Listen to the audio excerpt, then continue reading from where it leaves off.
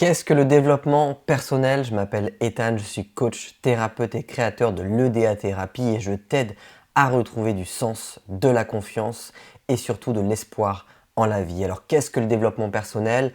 Je vais récupérer mes petites notes, je suis un peu perfectionniste donc je veux rien oublier pour que tu aies toutes les clés et tout l'outillage nécessaire pour aller mieux. Donc let's go, c'est parti. Qu'est-ce que le développement personnel? Alors lors d'un accompagnement par un thérapeute, un professionnel de santé ou autre, on travaille sur ce qu'on appelle du développement personnel. Donc je vais te donner une petite définition rapide. Donc par définition, le développement personnel est un processus de croissance, un processus d'expansion qui consiste à une amélioration personnelle permettant d'acquérir une plus grande conscience de soi pour développer tes capacités et maximiser ton potentiel. Quand on parle de développement personnel, ça implique plusieurs aspects, les mêmes aspects d'ailleurs que normalement on voit lors d'un accompagnement par un thérapeute, un coach ou un professionnel de santé. Donc dans un premier temps, tu auras la prise de conscience de tes forces et de tes points à améliorer, pour pas dire tes faiblesses, parce que beaucoup parlent de faiblesses, mais moi je parle plutôt de points sur lesquels tu peux mettre le doigt et travailler dessus pour les améliorer. D'accord. Dans un second temps, on va avoir donc l'identification de tes objectifs, c'est-à-dire d'avoir une stratégie. Alors la stratégie, c'est plutôt dans un troisième temps, mais là, c'est se dire, ok, quel est mon objectif? Parce qu'il va falloir le travailler étape par étape pour avoir un objectif clair vers lequel tu souhaites tendre. En troisième temps, tu as cette fameuse stratégie, donc c'est-à-dire la stratégie pour atteindre tes objectifs, c'est-à-dire le moyen que tu vas utiliser, le moyen que tu vas employer pour atteindre ce fameux objectif. Donc pour revenir légèrement, hop, donc on a dit dans un premier temps, c'est prendre conscience de tes forces, de toute ton expérience que tu as acquis jusqu'à présent, plus tes points à améliorer, c'est-à-dire les petites failles qu'on a en tant qu'être humain, qu'on aimerait un petit peu gommer, mais qui font partie de nous, mais qu'on souhaite améliorer pour, au jour le jour, être de plus en plus à l'aise dans ses baskets. Donc dans un premier temps, le premier aspect du développement personnel, c'est vraiment, c'est de prendre conscience de ça. Prendre conscience de la richesse de ton histoire, prendre conscience de la richesse de ton expérience acquérie de tout petit ou tout petite jusqu'à maintenant. Le deuxième temps, on a dit, c'est l'objectif. Il faut que ton objectif il soit clair, concis, il faut que tu aies travaillé dessus. Et le troisième temps, c'est la stratégie, c'est-à-dire, ok, maintenant que je sais que j'ai mon objectif, quelle stratégie je vais mettre en place pour l'atteindre.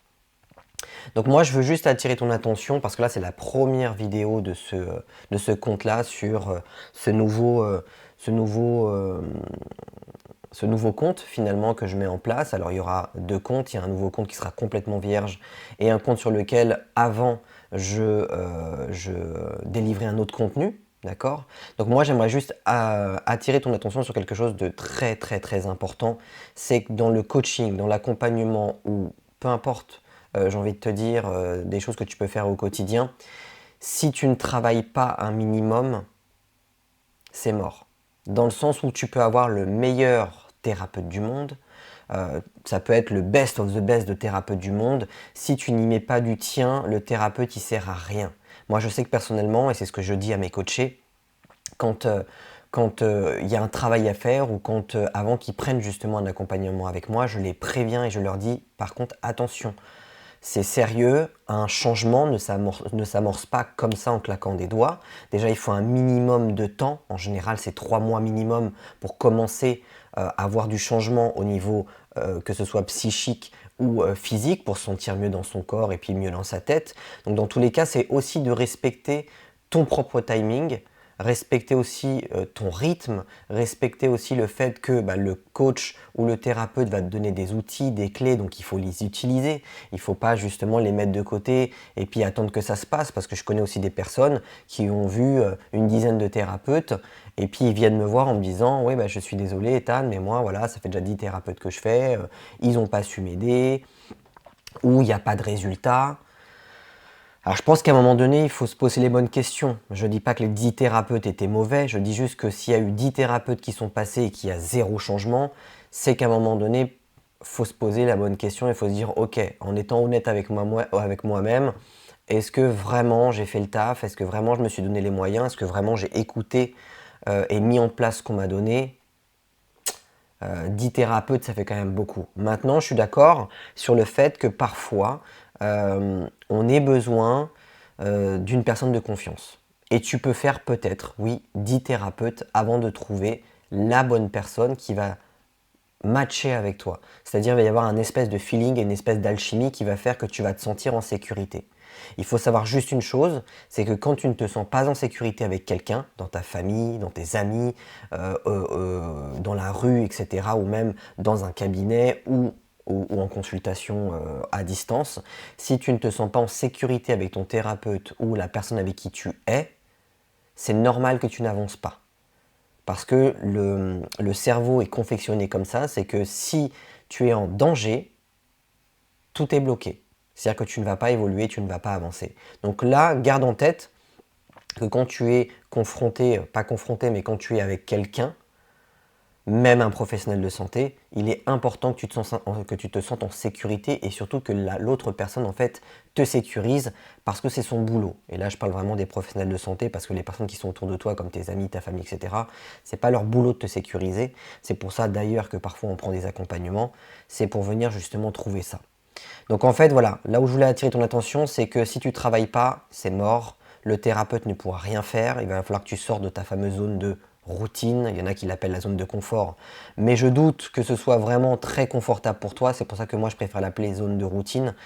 C'est de se dire, ok, j'ai une routine jusqu'à présent. Tous les jours, je fais ça. Tous les matins, je fais ça. Toutes les vacances, je fais ça, etc. Qu'est-ce que je peux mettre en place pour aller atteindre le bonheur que je souhaite? Comment je peux atteindre la confiance que je souhaite? Comment je peux atteindre une meilleure estime de moi, etc., etc. Alors, je me suis un petit peu éparpillé. Où est-ce que j'en étais? Oui, alors le développement personnel, c'est quelque chose d'unique à soi.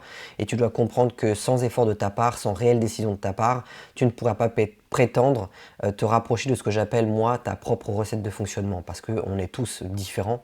On a tous une recette différente. Il existe énormément, énormément de possibilités et d'outils avec des pratiques différentes. Donc plus tu essaieras et plus tu vas finalement à un moment donné tomber sur ton credo et ce qui fonctionne pour toi.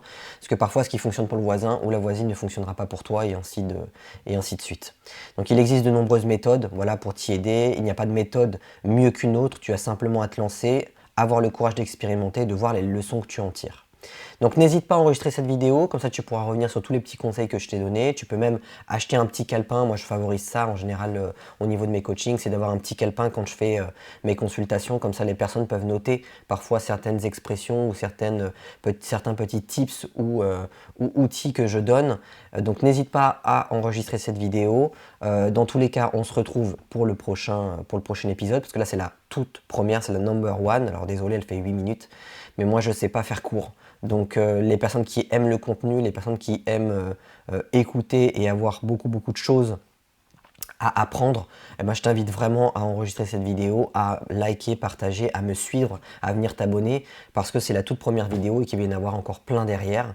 Donc n'hésite pas justement à venir, pourquoi pas aussi discuter avec moi en privé. Je vais juste finir cette vidéo sur Socrate, qui disait une citation, moi que j'aime beaucoup, et qui disait « Connais-toi toi-même ». Et moi j'ajouterais tu connaîtras l'univers et surtout ton prochain.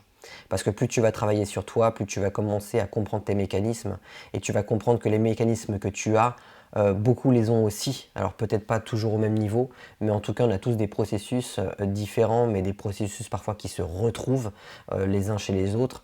Donc quand tu vas commencer à comprendre comment toi tu fonctionnes, tu vas commencer à comprendre comment fonctionne l'univers et comment fonctionnent les autres. Donc voilà. J'espère que cette première vidéo t'a été bénéfique. N'hésite pas à me mettre un petit commentaire pour me dire ce que tu en as pensé. Si tu as des questions, pose-les-moi. Je serai content de pouvoir faire des vidéos pour te répondre aussi. En attendant, je te fais des gros bisous. Et surtout,